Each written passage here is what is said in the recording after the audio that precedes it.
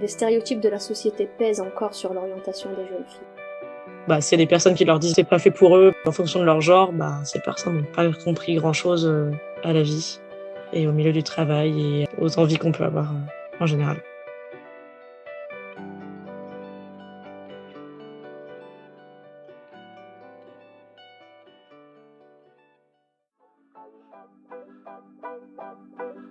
Mind Changers. Le fait de parler de plus en plus de ces thématiques, on les remarque davantage dans nos quotidiens. J'ai internalisé des process, des gestes, des fonctionnements que j'avais pas du tout avant. Heureusement qu'il y a des hommes qui s'impliquent. Si on avait un mouvement non pas féministe mais entièrement féminin, c'est qu'on n'arrive pas à faire passer notre message. Le pire, c'est qu'il sait que ce qu'il faisait n'était pas bien, parce que le premier truc qu'il m'a dit pour se défendre, c'est « Non mais t'inquiète, personne peut retracer ». Chez nous, on n'a pas le droit de parler. On peut écouter plus le garçon que moi. Il faut changer.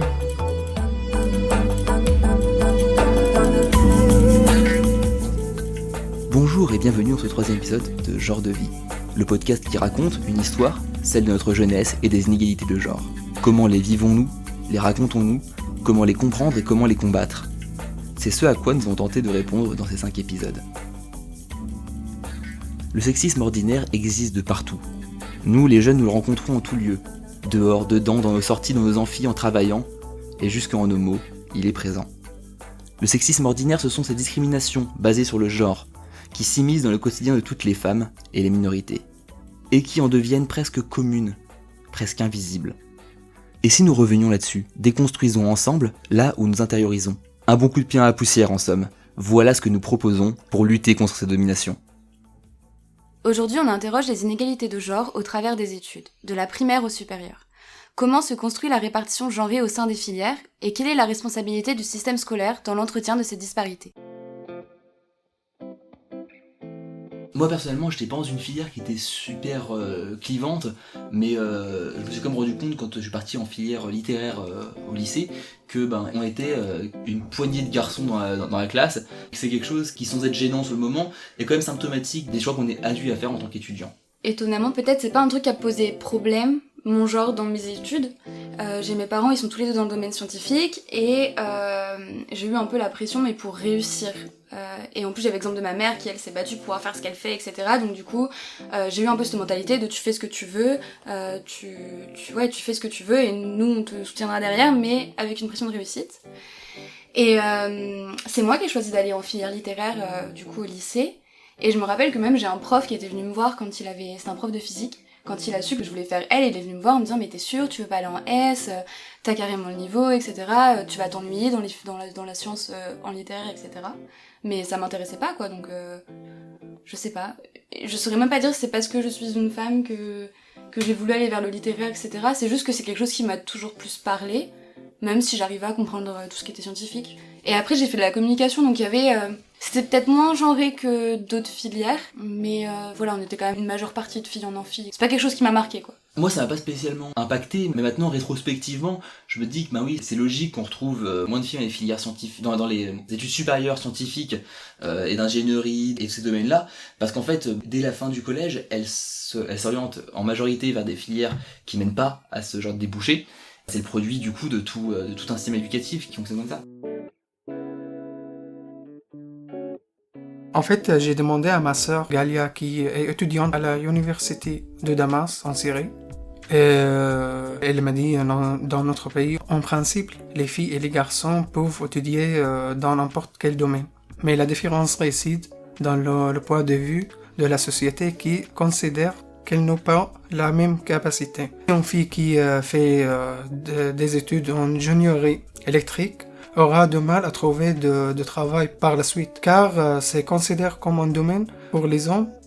À l'inverse, c'est possible pour les hommes d'évoluer dans n'importe quel domaine.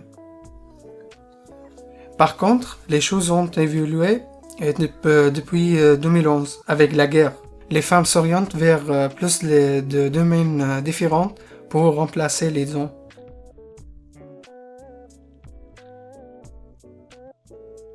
Sans pour autant se contredire, on peut dire que nos expériences divergent. Pour mieux comprendre, nous nous sommes entretenus avec Virginie Wadek, inspectrice de l'éducation nationale et chercheuse en sociologie. Elle a consacré la majeure partie de sa carrière à la question des inégalités de genre dans le parcours scolaire.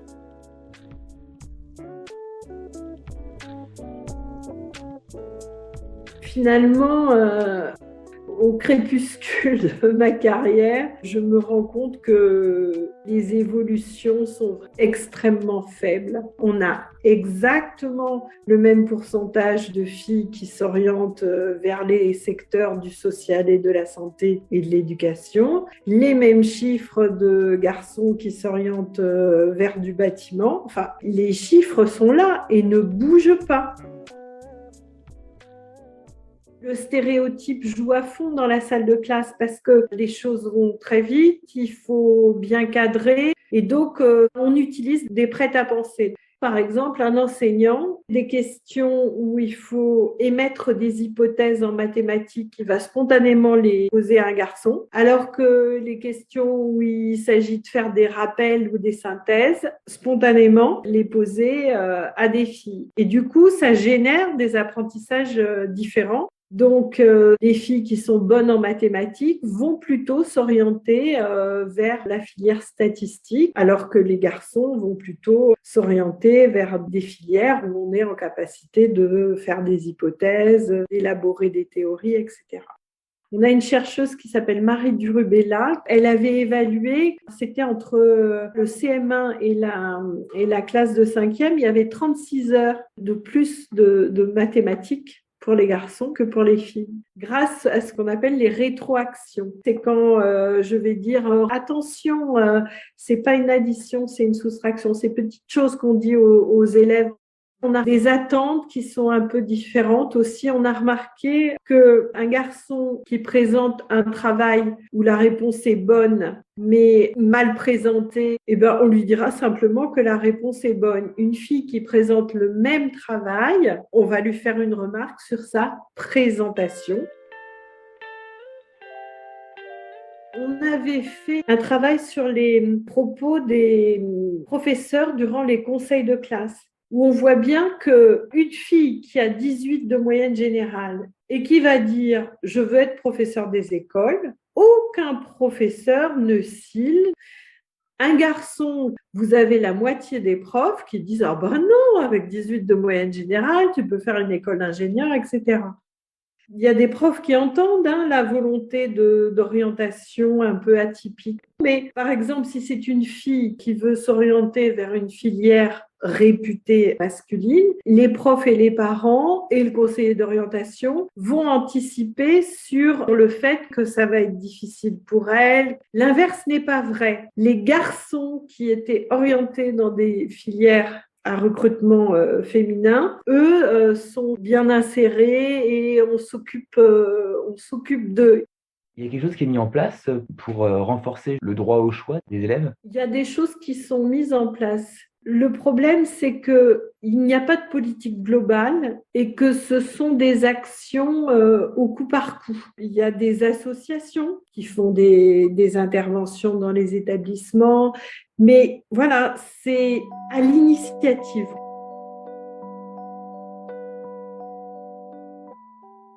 Les programmes ne permettent pas de traiter cette question. On a la même phrase, c'est « on veillera à plus d'égalité entre les filles et les garçons ». Mais que font les enseignants de ce « on veillera » ? Il faut leur dire ce qu'ils doivent faire. Il y a un autre problème qui me paraît extrêmement important, c'est qu'il n'y a pas de formation des enseignants sur la question. Si elle devait être mise en place, dans l'idéal, devrait contenir quoi cette formation ? Il faudrait faire travailler les professeurs et les enseignants sur leur représentation, ce qu'ils doivent réellement attendre des élèves. Il faudrait leur exposer des données scientifiques, les chiffres des orientations des filles et des garçons en France. On a beaucoup de chercheurs aujourd'hui qui travaillent sur ces questions. Leur montrer des classes où effectivement il y a une pédagogie non genrée. Leur montrer que voilà, c'est possible. Exactement. Il faut une formation. Comme toute amélioration, ça passe par la formation pour se déconstruire.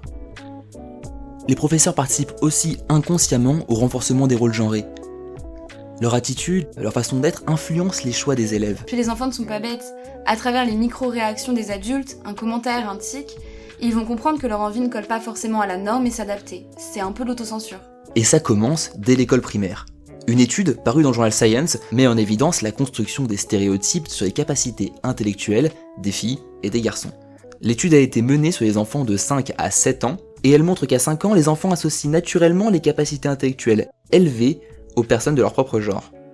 Mais dès 6 ans, garçons comme filles commencent à développer un biais en faveur des hommes. Ce postulat influence la construction de leur propre centre d'intérêt et impacte leur choix d'orientation future. Même si ces stéréotypes ont une importance statistique dans l'orientation des jeunes hommes et femmes, ça n'empêche pas certaines personnes de s'en libérer. En fonction de l'environnement dans lequel tu évolues, ça peut demander plus ou moins de travail pour se déconstruire et surtout se rendre compte que tu peux faire ce que tu veux. On est donc allé à la rencontre de 2 étudiants qui ont fait des choix à contre-courant. Alice et Tom évoluent chacun dans une filière qui, selon l'imaginaire collectif, ne correspond pas à leur genre respectif.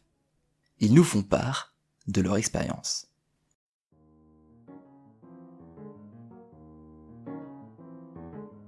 Je m'appelle Alice, je suis étudiante, je suis en alternance en ce moment.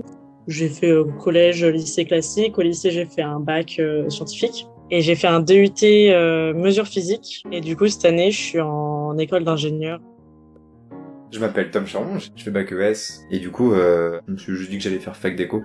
Ce que j'imaginais la suite logique, ça l'était pas, finalement. Ce que je vois m'intéresse, mais la pédagogie me plaît pas du tout. Faut que je sorte de ça. Et pour me laisser du temps, du coup, je vais faire un an de service civique au Sénégal. Du coup, je vais aller en école de commerce. Une école de commerce avec des valeurs. Oui, ça fait rire souvent. Mais on essaye, parce que en fait, elle a 2 spécialités qui sont tournées autour de l'aide humanitaire, de la solidarité internationale, et autour de la RSE, responsabilité sociétale des entreprises. Essayer de mettre les entreprises en phase avec leur impact social et environnemental. Et je découvre une promo de à peu près 100 étudiants. Mais du coup, c'était majoritairement féminin, ouais. On était 20 mai, à peine 20 mai, quoi. Ma filière est bien genrée. Ouais. Ce qui m'a choqué le plus, c'est en DUT, parce qu'au lycée, je trouve qu'il y a encore un mix 50-50 entre les filles et les mecs. Moi, ma filière, c'est matériaux, mais on était en première année une promo de 130, et ils étaient tout contents parce que cette année, on avait beaucoup de filles et on était genre 22. Dans mon école, il y a beaucoup d'informatique et de choses liées à la technologie, et ça, c'est vraiment, il y a 1 ou 2 filles par classe maximum. Je pense qu'il y a quand même un cliché, par exemple, qui reste sur les filles, elles sont plus nulles en info, ou l'informatique, ça reste un truc vraiment de mecs. Même pour les mecs, c'est pas évident non plus, parce que c'est vraiment classé en mode c'est les nerds, les gars qui geekent à longueur de journée qui sont dessus, et non, il y a des gens super sympas. Pour la première fois de ma vie, je suis entouré majoritairement de filles dans mon parcours scolaire. Et en plus, elles osent prendre la parole, ou elles ont la place pour la prendre. C'est un point de vue. Et du coup, c'est grave plaisant. Il y a aussi la pédagogie qui joue énormément là-dessus, parce qu'à l'école, on est vraiment dans l'écoute et beaucoup dans des échanges, très ouverts au débat, tandis qu'en fac, c'est très descendant. Quand il y avait certaines personnes qui répondaient en amphi, les principaux étaient des garçons, alors que pour les connaître très bien, on avait 5 jeunes filles devant, qui étaient très studieuses et qui avaient les réponses, et qui répondaient pas forcément, voire même très peu. Est-ce que c'est une décision personnelle ou pas? Je peux pas m'empêcher de penser qu'il y a aussi un biais de domination masculine qui joue là-dessus. En fait, c'est l'image pure et dure, bien stéréotypée de la jeune fille qui bosse bien, qui travaille dans son coin, silencieuse, se fait pas remarquer et ramène les bonnes notes. Alors que à l'école, enfin les bonnes étudiantes, on sait tous qui elles sont.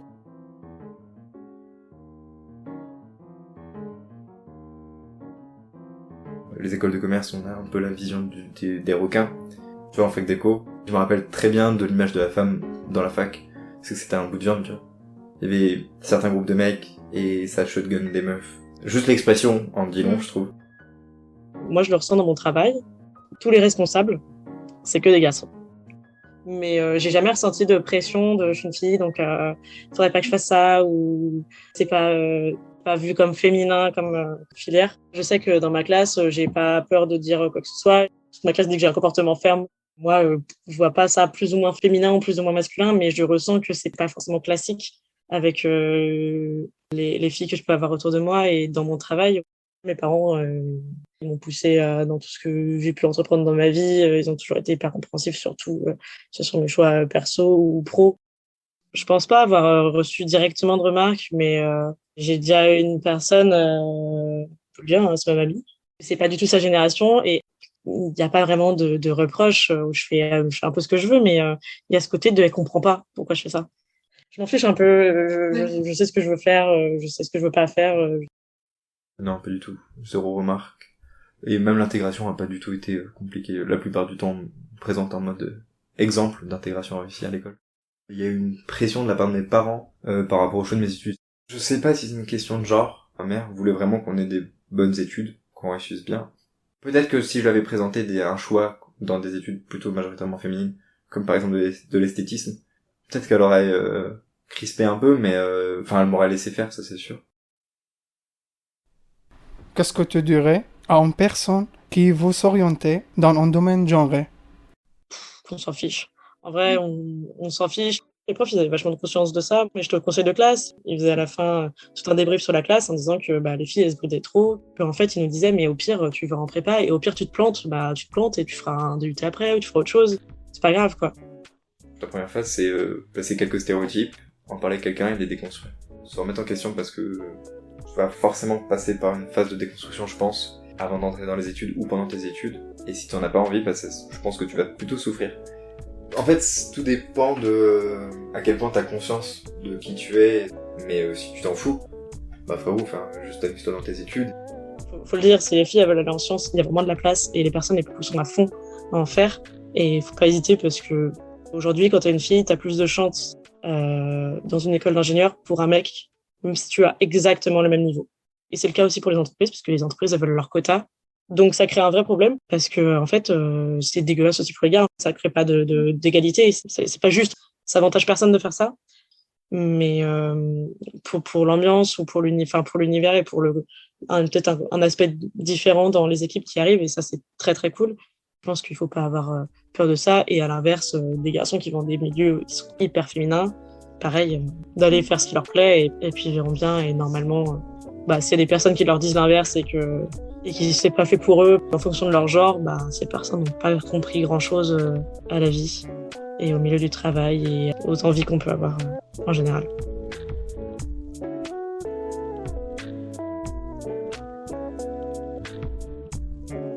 Les témoignages confirment le rôle majeur de l'environnement sur le choix des études. D'un côté, on a Alice, qui par exemple a été soutenue par sa famille, son environnement. D'un autre, on a Tom, qui a eu beaucoup de pression pour réussir et a finalement eu besoin de temps pour se déconstruire et trouver une voie qui lui correspond. Mais la déconstruction, c'est quand même plus facile pour les hommes que pour les femmes. En vrai, je sais pas si c'est réellement plus facile pour un homme que pour les femmes de se déconstruire, je pense que ça dépend surtout de ce que tu as à déconstruire. Sur la question des études, les hommes, eux, on leur offre des possibilités. On leur dit « tu pourrais faire mieux », alors qu'on répète aux filles que tel ou tel métier n'est pas fait pour elles. Elles doivent surmonter des barrières, des limitations, alors que les hommes doivent juste déconstruire les attentes académiques qui vont avec leur statut d'homme.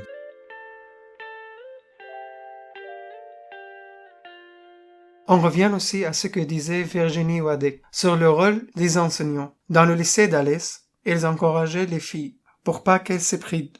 Je suis d'accord, et puis la représentation aussi joue un rôle super important. Comment une femme qui n'a aucun modèle féminin dans le domaine scientifique, dans l'ingénierie, peut se dire que elle aussi, elle peut le faire. Il faut aussi démystifier les stéréotypes liés aux filières pour pouvoir se faire un avis objectif sur le parcours possible et les difficultés qui en découlent. L'idéal serait de pouvoir rencontrer une personne travaillant déjà dans le secteur et étant capable d'apporter une image plus objective de comment y parvenir. Des associations tentent d'agir auprès des jeunes pour leur apporter ces éléments. C'est le cas de Elle Bouge, fondée en 2005 par Marie-Sophie Paolac. L'association tente de pallier au manque de femmes dans le milieu de l'ingénierie et de la technique. Nous nous sommes rendus dans une grande société de transport pour rencontrer Mounia El Hadoumi. Elle est ingénieure de métier et co-déléguée régionale de l'association Elle Bouge. Elle y est également marraine et nous explique leur rôle auprès des jeunes.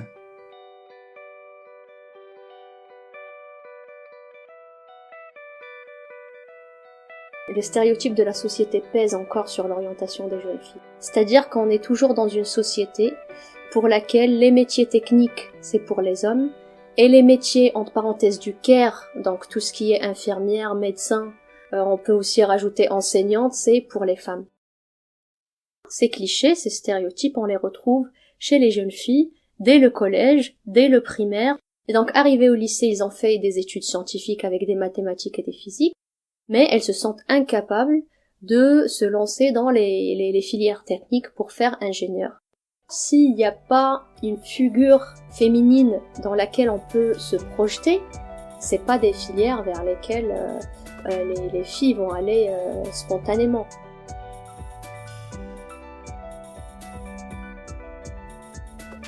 Dans ma famille, j'ai pas eu d'ingénieur, j'ai pas eu un rôle modèle. Et j'ai rencontré dans mon parcours au Maroc une marraine El Bouch qui m'a parlé des métiers d'ingénieur.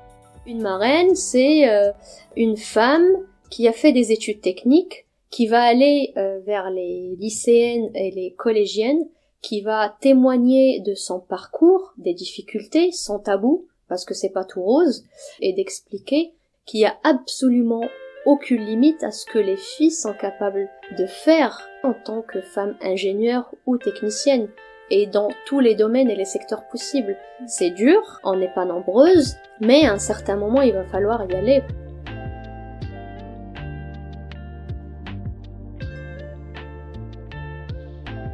À l'association Elle Bouge, on mène tout au long de l'année plusieurs actions, donc on a environ une trentaine de grands rendez-vous tous les ans. Notre plus grande mobilisation, c'est Elle Bouge pour l'orientation. Le but, c'est d'expliquer aux jeunes filles qu'elles peuvent faire des filières techniques. Et donc, on a des marraines qui se déplacent dans des collèges et elles vont témoigner. Elles vont faire des tables rondes en petits groupes pour que les collégiennes puissent leur poser les questions sur l'orientation, sur une journée d'une femme ingénieure, à quoi ça ressemble. Typiquement ça, c'est une action qui a pour cible les collégiennes et les lycéennes. Pour les étudiantes, on a le forum carrière au féminin. Donc là, il y a toutes les entreprises partenaires qui vont avoir des stands, on va avoir des marraines et des RH, et les étudiantes vont pouvoir voir s'il y a des offres de stage, alternance ou premier emploi. On est plus sur des ateliers pratico-pratiques, comment on fait un CV, comment on fait une lettre de motivation, qu'est-ce qu'on fait quand on est face à un recruteur. Quand vous allez rentrer dans l'entreprise, évitez de faire les erreurs qu'on a faites, donc négocier bien le salaire, avoir le courage et oser postuler, même si on voit qu'il y a 100 candidats, on va pas dire bah non, ils vont pas me prendre. Non, il y a 100 candidats et je serai la 101e. Finalement, comment sont reçues toutes ces interventions et est-ce que vous avez pu voir une évolution suite à la venue de Elle Bouge ? Malheureusement, on n'a pas de statistiques, on n'a pas de retour quantitatif, mais ce qui est sûr, c'est que suite aux échanges qu'on a avec les étudiantes et les collégiennes, on voit tout au long de l'intervention comment la discussion évolue, comment au début les filles elles sont pas du tout intéressées et les garçons ils vont poser 100 000 questions, et que petit à petit on arrive à la fin d'intervention, elle te pose la question, bah du coup si je veux être ingénieur, comment je peux faire ? Et on a des retours des professeurs qui disent bah, vous vous rendez compte, l'intervention que vous avez fait, bah là j'ai 3 filles qui vont faire S, alors qu'elles étaient parties pour faire L ou ES.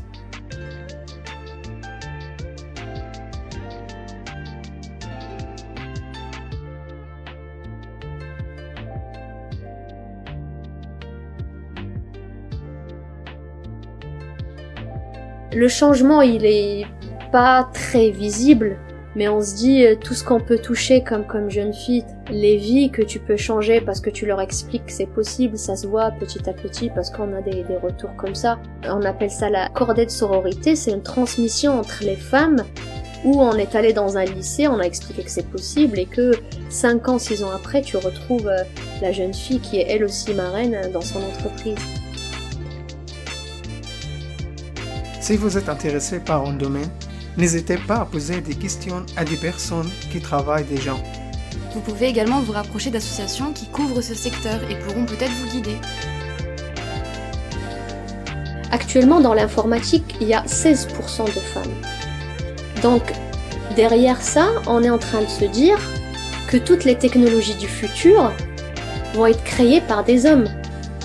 Les petits garçons qui posent des problèmes vont avoir plus tendance à les faire redoubler. En CP, CE1, CE2, les petites filles, elles vont redoubler plutôt en CM2 parce qu'on les avait un peu oubliées. Il faut que les technologies soient pensées par des hommes et par des femmes parce que la société est faite par des hommes et par des femmes. Parce que je suis convaincu que c'est pas une question de genre, la déconstruction.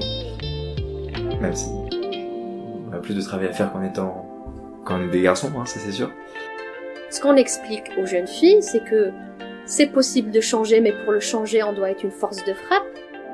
Il y a des personnes qui auraient pu faire des prépas classiques qui étaient très fortes et qui se sont un peu bloquées. Mais les profs ont donc conscience qu'on se bloque. Et ils essayent de pousser. Il faudrait vraiment qu'on ait une réelle formation des enseignants et des enseignantes à ces questions. On se construit une nouvelle culture collective féminine.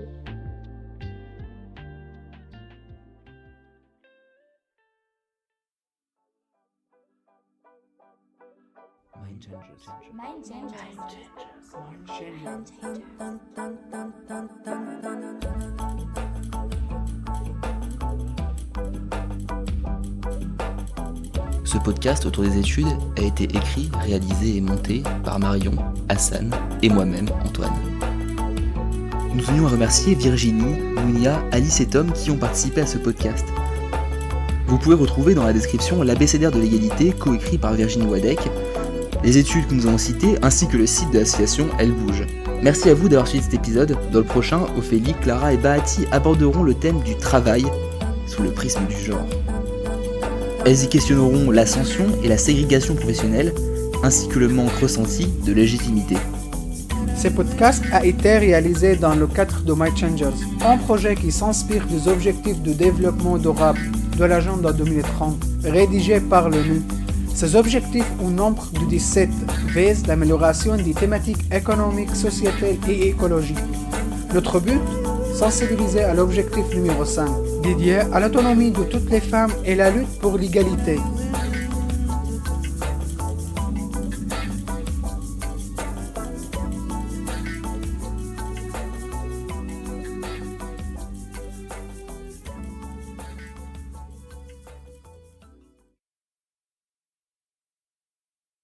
Ce podcast a été réalisé avec le soutien financier de l'Union européenne à travers Resacop dans le cadre du projet Mind Changers. Des régions et leur jeunesse s'engagent pour la planète et ses habitants. Son contenu est la seule responsabilité de la Fédération des œuvres laïques du Rhône et du journal Tout va bien, et ne reflète pas nécessairement les opinions de l'Union européenne.